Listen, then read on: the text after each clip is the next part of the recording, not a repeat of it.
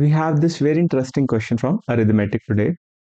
It is given that the ratio between 8th graders and 6th graders is 5:3, and the ratio between 8th graders and 7th graders is 8:5.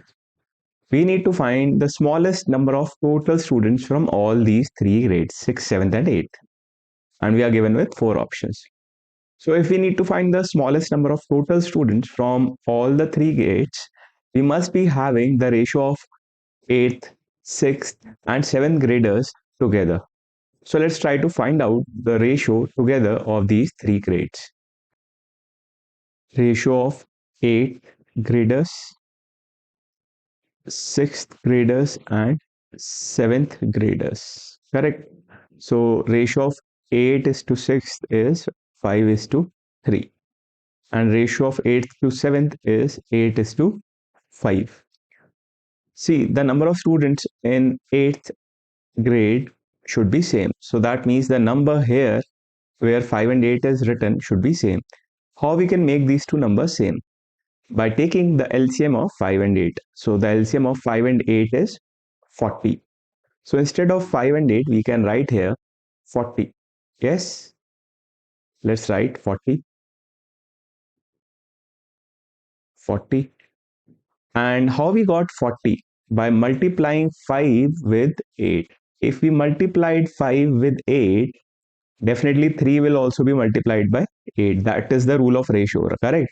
So this number will turn out to be 24. Here, how we got 40? By multiplying 8 with 5. So if 8 is multiplied with 5 in the ratio, the other number also gets multiplied by 5. That means this will turn out to be 25. So the together ratio of 8, 6th and 7th graders will be 40:24:25. Yes, how I found out the ratio together? I hope you have understood from this part. Yes. Now, since the ratio is together, we can easily find the minimum number of students that are there in the three grades together. So that will be 40, 24 and 25.